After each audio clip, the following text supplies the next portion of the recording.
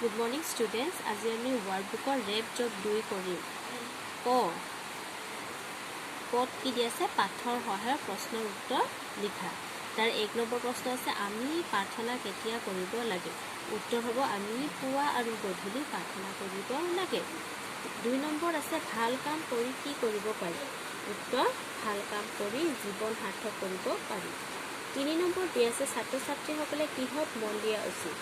ছাত্ৰ-ছাত্ৰীসকলে ধৈৰ্য ধৰি নিজৰ পাঠত মন দিয়া উচিত। 4 নম্বৰ আছে পঢ়াৰ সময়ত কি কৰিব নালাগে। উত্তৰ পঢ়াৰ সময়ত আন কথালৈ কৰ্ণপাত কৰিব নালাগে।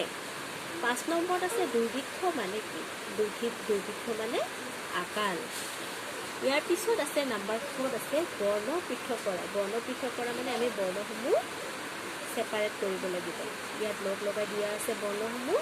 এই লগোৱা শব্দ বৰ্ণবিলাক আমি পৃথক পৃথককৈ লিখিব লাগিব, সেপাৰেট কৰিব লাগিব। ব ৰৈনৰ ন বৰ্ণ প্ৰথমত ব আছে কাৰণে ব বহিছে।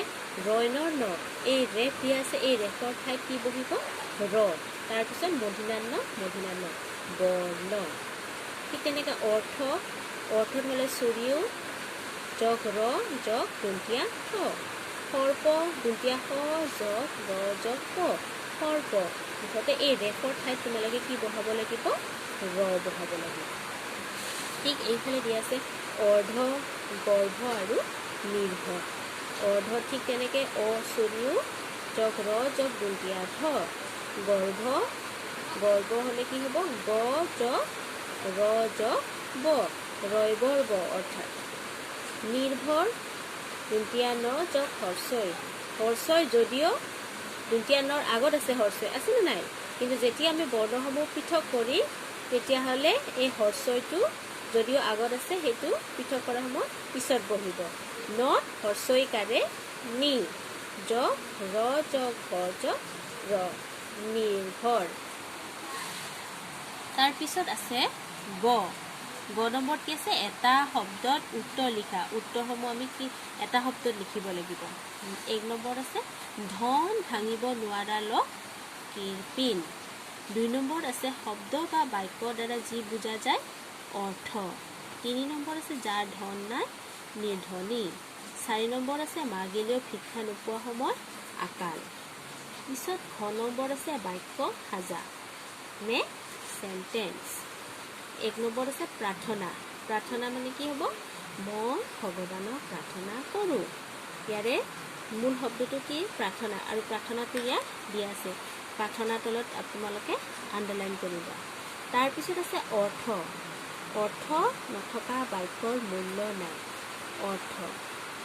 তাৰপিছত আছে ধৈৰ্য ধৰি নিজৰ পাঠত মন দিয়া উচিত। ধৈৰ্য আছে প্ৰথমৰ শব্দটোৱে হৈছে ধৈৰ্য। এনেকৈ তোমালোকে আণ্ডাৰলাইন কৰি লিখিবা। 19 নম্বৰত আছে তলৰ শব্দৰ বৰ্ণ পৃথক কৰি দেখুওৱা। ঠিক আগৰ নম্বৰত খ নম্বৰত তোমালোকে বৰ্ণসমূহ পৃথক কৰি দেখুওৱা পাইছা। ঠিক ইয়াতো বৰ্ণসমূহ আমি পৃথক কৰিব লাগিব। প্ৰথমত আছে প্ৰাৰ্থনাটো ভাগ কৰিছে প জগ ৰ। ইয়াত দি আছে পইৰ প্ৰ। এই প জগ ৰ পইৰ প্ৰ।